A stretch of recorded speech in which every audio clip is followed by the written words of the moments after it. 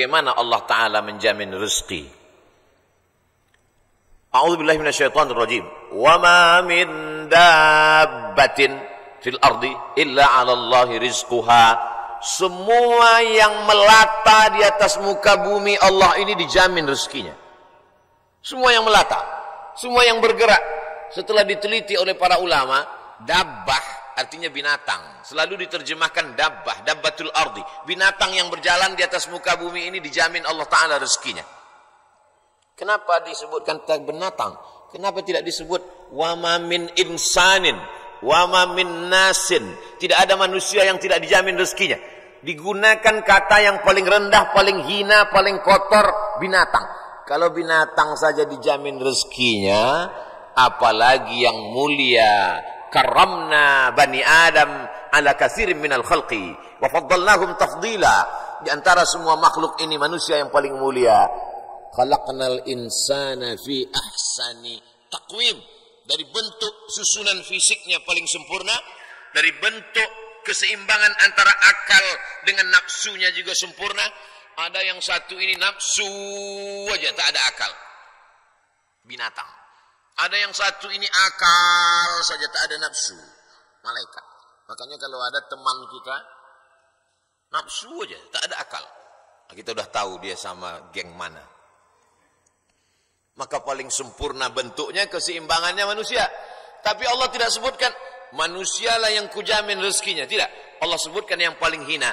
Kalau binatang yang kotor tidak berakal saja dijamin Allah rezekinya, apalagi manusia. Maka ada ungkapan pepatah orang Melayu, rezeki musang tidak akan dihabiskan harimau. Rezeki musang tak akan pindah ke mulut harimau. Secara fisik harimau lebih besar. Secara fisik harimau lebih buas, lebih gagah, lebih tajam taringnya. Raja hutan, raja rimba. Musang biasa saja. Bahkan ada musang yang paling keren ya kopi luwak.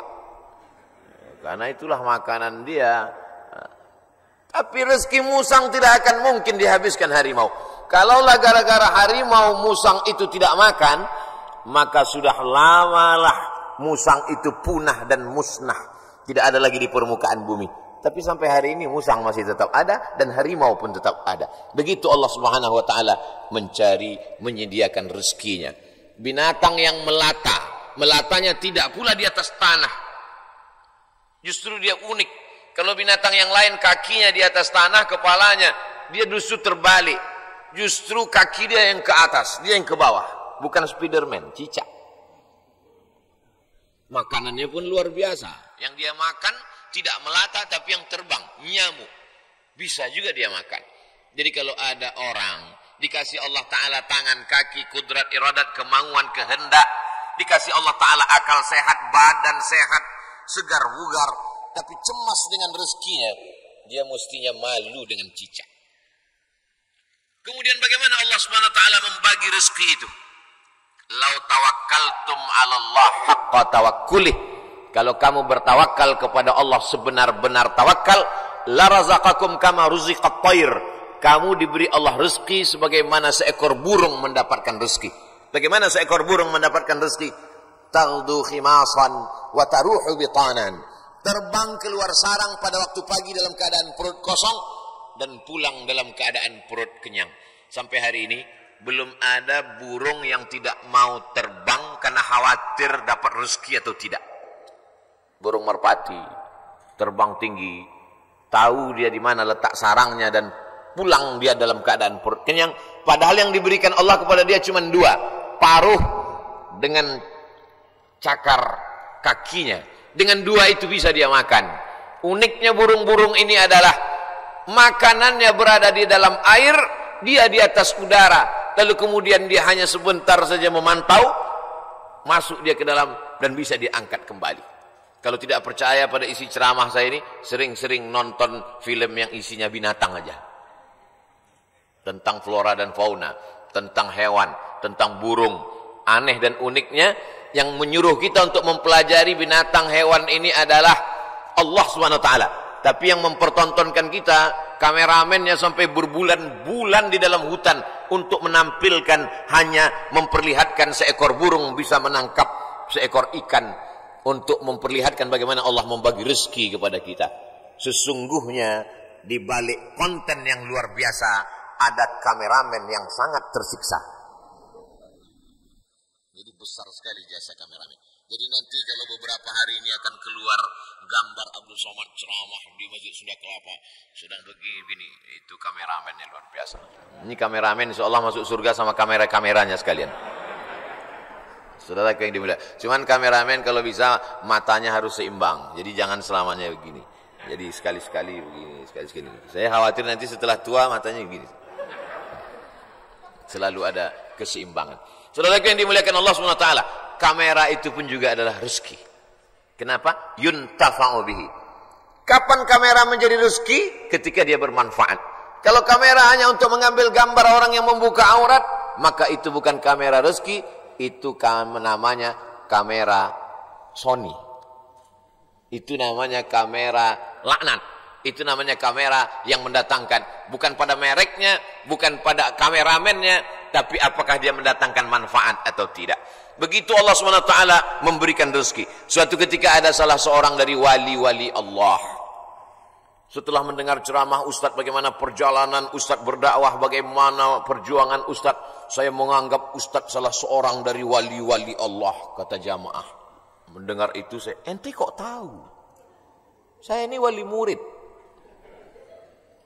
Kaedah kewalian, la ya'riful wali illal wali. Yang tahu bahwa itu wali adalah wali juga. Jadi kalau ada orang mengatakan, menurut saya Kiai Anu itu wali, berarti dia wali. Lalu siapa yang tahu bahwa dia wali? Kamu mengatakan Kiai itu wali? Iya. Terus yang ngangkat kamu jadi wali siapa? Saya sendiri, kata dia. Ini namanya buceri, bule ngecat rambut sendiri. Karena dia klaim saja ada seorang wali Allah. Seorang wali Allah ini berjalan, dalam perjalanan panjangnya dia melihat ada seorang wali Allah juga yang duduk di gurun pasir hanya berzikir. Lalu wali yang berjalan bertanya kepada wali yang duduk, kamu kenapa duduk dari tadi tidak cari rezeki?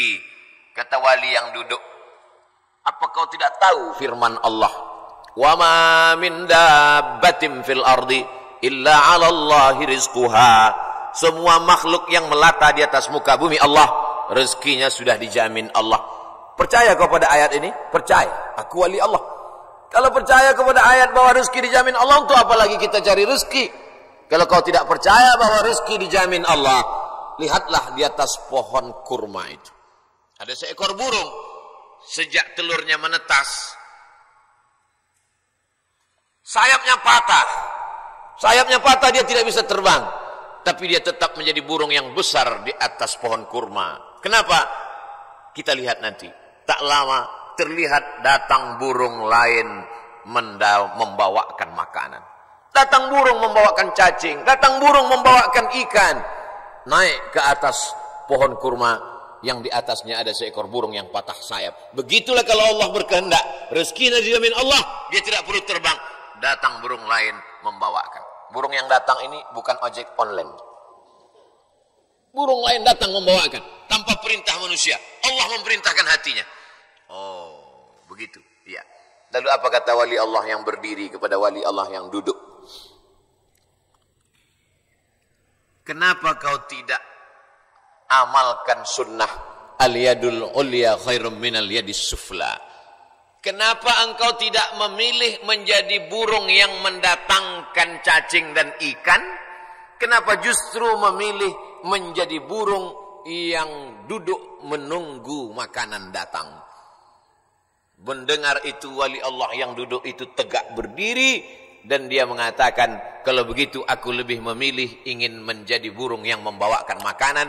Karena mengikut sunnah Rasulullah SAW, al-yadul ulya khairum minal yadis sufla, tangan di atas yang memberi lebih mulia daripada yang menerima. Artinya apa? Dengan rezeki, mencari rezeki, punya rezeki bermanfaat, maka orang itu lebih tinggi derajatnya daripada beriman, yakin, tapi hanya menanti menunggu.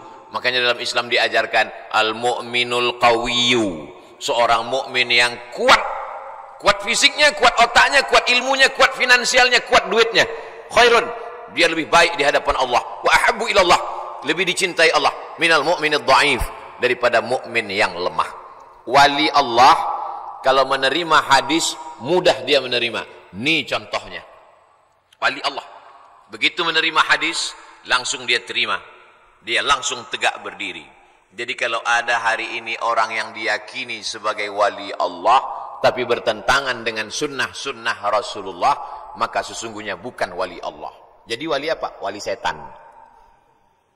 Suatu ketika ada seorang wali Allah membawa murid-muridnya untuk menemui seseorang yang dikatakan wali Allah. Diceritakan dalam kitab Ar-Risalah Al-Qushairiyah, Imam Abdul Qasim Al-Qushairi. Murid-murid, kita mau ketemu dengan seorang wali Allah. Di mana Tuan Guru? Di masjid. Dia tidak pernah keluar masjid. Dia dalam masjid. Ya. Sampai di dalam masjid, bertemu dengan wali Allah, bersalaman. Tiba-tiba orang yang dikatakan wali Allah itu, meludah dalam masjid.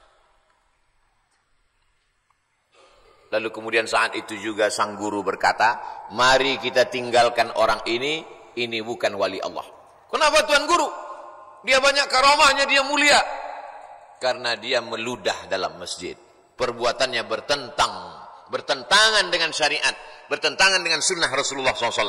Karena bumi yang paling mulia adalah masjid, meludah dalam masjid adalah menghinakan masjid, maka perbuatannya sudah menjatuhkan kedudukan dirinya di hadapan Allah karena bertentangan dengan sunnah Rasulullah sallallahu alaihi wasallam. Jadi mudah saja standar hidup ini, ikuti saja sesuai dengan ketentuan yang dibawa oleh syariat Nabi Muhammad sallallahu alaihi wasallam, termasuk dalam hal mencari rezeki ini. Kalau dia ikuti sunnah Rasulullah dengan cara yang halal, maka itu berarti dia adalah termasuk umat Muhammad sallallahu alaihi wasallam. Dia kaya Pak Ustadz, mobilnya mewah, mahal, rumahnya megah, hebat, tapi tidak pernah keluar rumah cari rezeki. Jangan-jangan punya babi ngepet. Jangan-jangan tuyulnya 3 kontainer. Nahnu nahkumu bizawahir. Kita menghukum orang itu dengan melihat zahirnya. Yang tahu batinnya hanya Allah Subhanahu wa taala. Wallahu yatawallas sarair. Ini pembahasan tentang rezeki. Lalu kemudian hubungannya dengan pandemi. Pandemi artinya wabah penyakit yang menyerang serentak pada satu masa di beberapa negeri. Itu arti pandemi menurut Kamus Besar Bahasa Indonesia. Jangan pandemi kata orang, pandemi juga kata kita. Pas ditanya orang apa itu pandemi, ya masih sejenis demi-demi juga lah. Bahasa Arabnya wabah. Maka doa ulama, Allahumma dafa'anal wabah, angkatlah wabah. Bahasa Arabnya wabah, sampai ke Indonesia ujungnya hamzah berubah jadi ha, wabah. Banyak sekali kata-kata serapan bahasa Arab begitu sampai ke kita berubah. Wabah jadi wabah. Zahir lawannya batin. Telapak tangan ini batin, ini zahir. Kenapa ini disebut batin? Karena tertutup. Kenapa ini disebut zahir? Karena terlihat. Oh kalau begitu ini bisa juga disebut batin tertutup Pak Ustaz. Enggak, karena yang bisa tertutup cuman ini. Siapa yang bisa menutup ke sini? Enggak bisa. Maka ini disebut batin. Zahiruha wa batinuha. Zahir dan batin. Sampai ke Indonesia berubah. Mohon maaf, lahir dan batin. Tidak apa-apa. Kita teruskan saja kekeliruan itu. Karena sudah menjadi umum. Ada nama kamus bahasa Arab khotok sya'i. Khotok salah. Sya'i tapi populer. Ternyata kalau salah tapi populer, diteruskan saja kesalahan itu. Nah, kembali kepada pandemi, wabah. Wabah ini bukan sesuatu yang baru. Ada kota namanya Yathrib. Yathrib itu artinya kota yang banyak wabah penyakit. Nabi selalu merubah nama yang tidak baik kepada nama yang baik. Kamu mau kemana? Saya mau ke kampung wabah. Namanya saja sudah membuat kita memberikan efek negatif. Nama Abdul Somad, tempat tanggal lahir wabah COVID-19. maka memberikan efek yang tidak baik. Maka Nabi merubah nama yang tidak baik. Yathrib dirubah Nabi namanya menjadi Al-Madinah Al-Munawwarah, kota peradaban yang terang benderang. Kenapa terang benderang? Ketika Nabi datang ke sana, maka terang benderanglah hati mereka, terang benderang pikiran mereka, terang benderang kota Madinah. Mereka sambut dengan Tola'al Badru alaina. Badru artinya bulan purnama yang terang benderang. Kalau bulan itu bulat, namanya Badar. Kalau bulannya masih sabit, namanya Hilal. Yang selalu dicari-cari orang, hilal. Hati-hati kalau ibu punya suami hilal. Saudaraku yang dimuliakan Allah Subhanahu wa taala. Maka pandemi, wabah menyebar sudah terjadi sejak lama. Makanya dalam hadis dikatakan al-mat'unu syahid. Orang yang meninggal karena wabah taun, wabah penyakit, pandemi, maka dia mati syahid. Saudara kita, sahabat kita, kawan kita, tetangga kita, satu sekolah dengan kita, meninggal dunia. Berikan kabar gembira kepada istrinya kalau suaminya meninggal. Sabar Pak, dia meninggal sebagai seorang syahid. Wa la taqulu liman yuqtalu fi sabilillahi amwat. Jangan kau katakan orang yang mati syahid itu mati. Bal ahya, mereka hidup. Tapi mereka meninggalnya ketika mau Idul Fitri, Pak Ustaz, bajunya sudah dibeli. Ada yang lebih sayang kepada dia daripada kita. Kita tidak tahu entah apa amal dia sehingga Allah memilih dia untuk berhari raya bersama para malaikat, bersama Allah Subhanahu wa taala. Maka mendengar cerita kita itu lapang dadanya. Kata-kata kita mestilah menjadi setawar sedingin, menawarkan hati yang luka, mendinginkan hati yang panas dari ucapan kata-kata yang menyejukkan. Kalau kita tidak bisa menenangkan orang dengan materi, maka tenangkanlah dengan kata-kata. Rezeki di masa pandemi berkurang. Berapa banyak pegawai, pekerja, perusahaan yang di PHK, dirumahkan, kolaps perusahaan, bisnis. Bahkan ada seorang bisnismen yang cerita ke saya, Ustaz Somad, semua bisnis buatan manusia hancur roboh diterjang badai pandemi COVID-19. Yang bisa bertahan adalah yang buatan Allah Subhanahu wa taala. Tanaman kelapa sawit, harga karet, kelapa bertahan. Bisnis yang diciptakan, dibuat manusia, dikreasikan manusia, tumbang Pak Ustaz. Tapi orang beriman tidak pernah berputus asa. Kenapa? Karena dia melihat, memandang itu sebagai hakikat yang datang dari Allah Subhanahu wa taala. Dia berpikir cerdas. Dulu ketika rezeki saya lancar, bisnis saya sampai tidak sempat ke masjid Ustaz. Sampai tidak sempat ikut pengajian. Alhamdulillah, dengan adanya pandemi ini kami masih bisa menyekolahkan anak, masih bisa makan, mungkin rezeki berkurang. Tapi saya lebih sering ngaji Pak Ustaz. Oh, jadi kamu sering pengajian? Iya. Tapi wajah kamu nggak pernah terlihat. Saya pakai masker Pak Ustaz. Kamu sering ikut kajian saya? Ikut Pak Ustaz. Tapi saya nggak pernah ngelihat kamu. Saya jamaah online Pak Ustaz.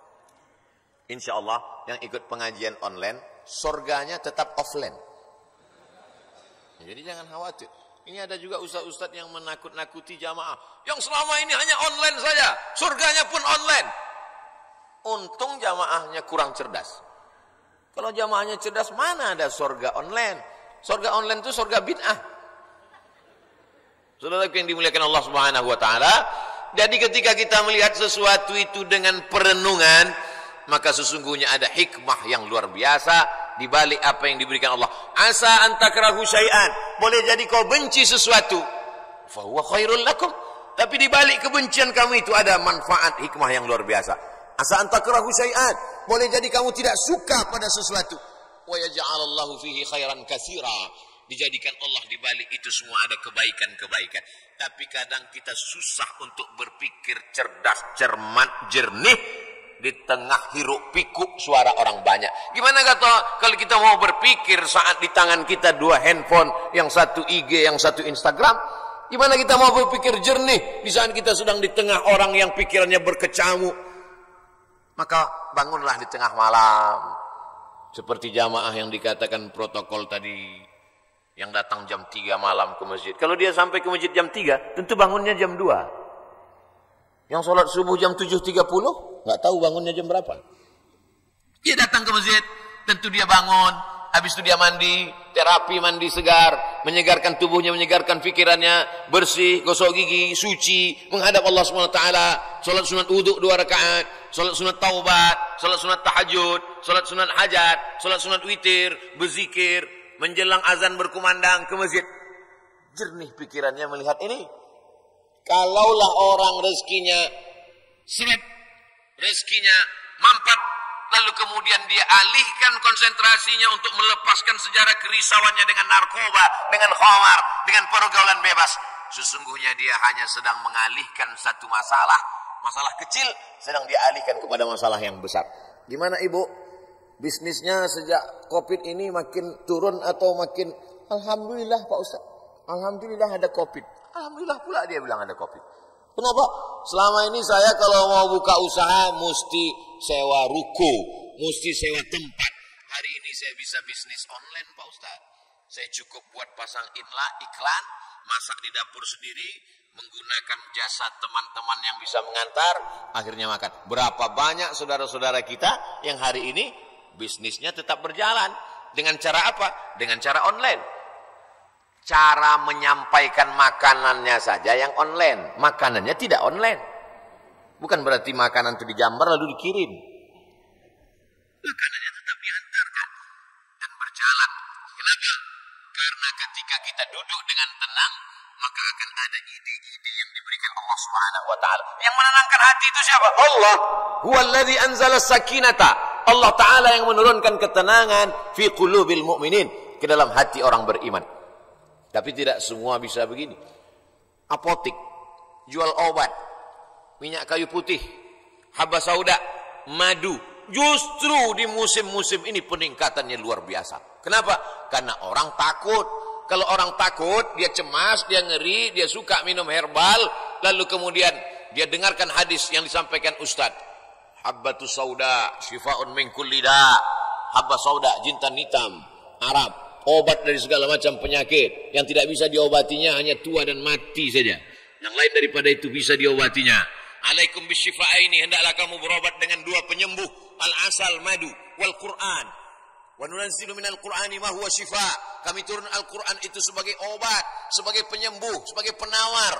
Maka diamalkan mereka ruqyah, haba sauda, herbal, madu, jintan, qastul hindi. Maka luar biasa.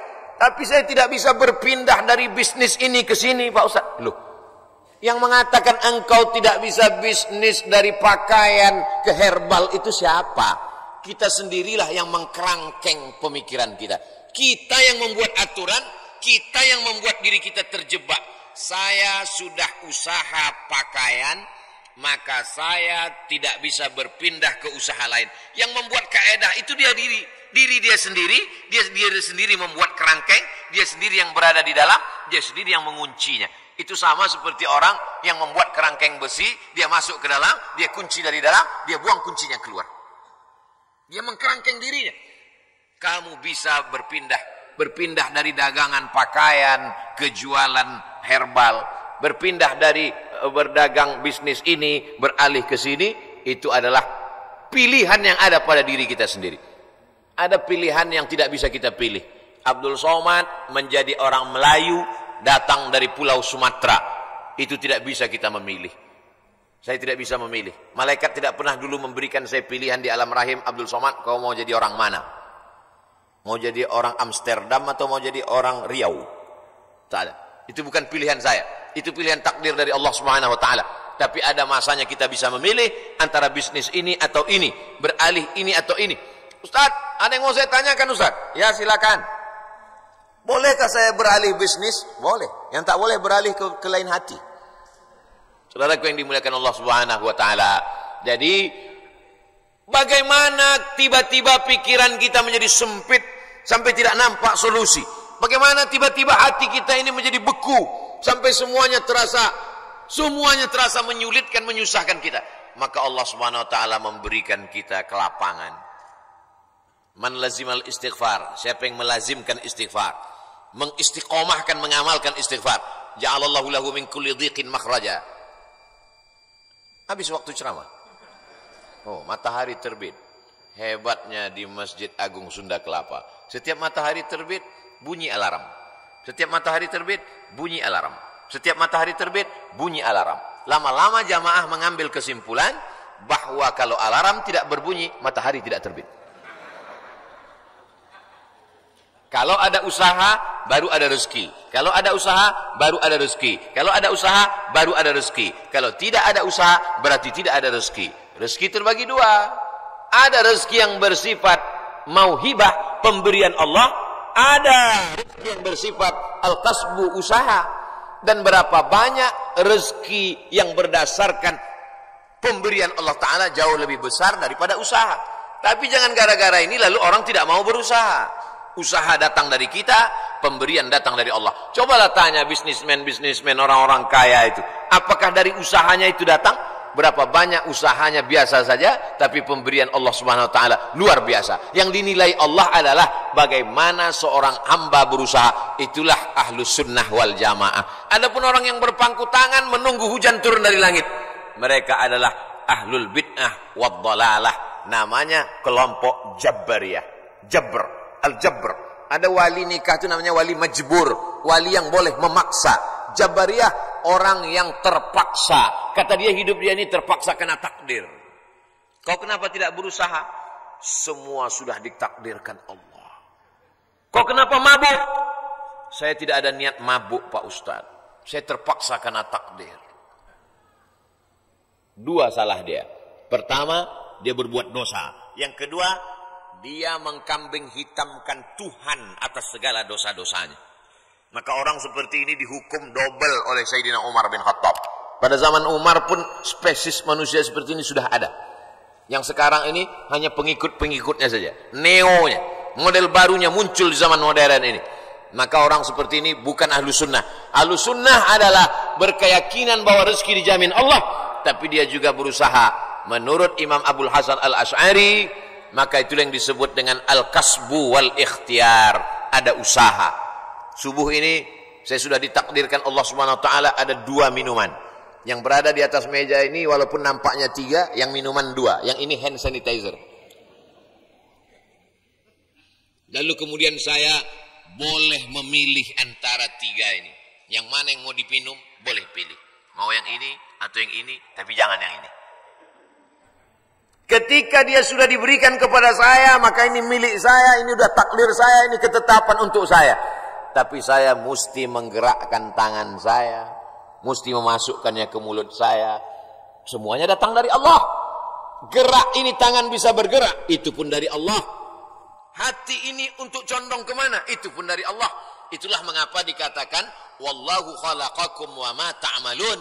Allah menciptakan kamu dan perbuatan kamu. Perbuatan kamu itu pun juga ciptaan Allah, karena semua datang dari Allah. Menulis, tangan yang menulis ciptaan Allah. Pena, kertas, itu pun ciptaan Allah. Maka dikatakan bahwa kamu dan perbuatan kamu adalah ciptaan Allah. Tapi kita punya pilihan. Wa nafsin wa ma sawwaha, demi jiwa dan penciptaannya. Fa alhamaha fujuraha, ada jalan kiri, jalan fujur, jalan bengkok, jalan hitam. Wa taqwaha, jalan kanan, jalan baik, jalan putih. Maka kita tinggal memilih. Ketika pilihan kita benar, kita dapat surga. Walladzina amanu wa 'amilus solihati ulaika ashabul jannah. Walladzina kafaru wa kadzdzabu biayatina ulaika ashabun nar. Jangan dengan penuh kesadaran sendiri. Menabungnya di bank konvensional haram. Duitnya duit riba, dimakan dengan penuh kesadaran. Ketika ditanya, "Kau makan riba?" "Iya, tapi ini haram." Takdir, susah saya menolaknya, Ustaz. Tidak bisa begitu. Karena kita punya pilihan untuk mengalihkan dia dari konvensional ke syariah. Kita punya pilihan untuk memilih antara yang haram dengan yang halal. Ketika pilihan itu tepat, disitulah balasan datang dari Allah Subhanahu wa ta'ala. Saudaraku yang dimuliakan Allah, ada orang yang sanggup memilih, tapi dia tidak mau. Ada orang yang tidak tahu. Ada yang pura-pura tidak tahu. Maka semua jenis manusia ini nanti akan mempertanggungjawabkannya di hadapan Allah Subhanahu wa ta'ala. Dengan mengaji kita menjadi tahu. Setelah tahu, ujiannya lebih berat. Selama ini kita tidak tahu. Kadang-kadang ada enaknya juga tak tahu. Ada mahasiswa lama, ada mahasiswa baru. Mahasiswa lama dengan mahasiswa baru duduk di tempat yang sama mau daftar ulang di awal tahun ajaran. Tiba-tiba turun seseorang lewat.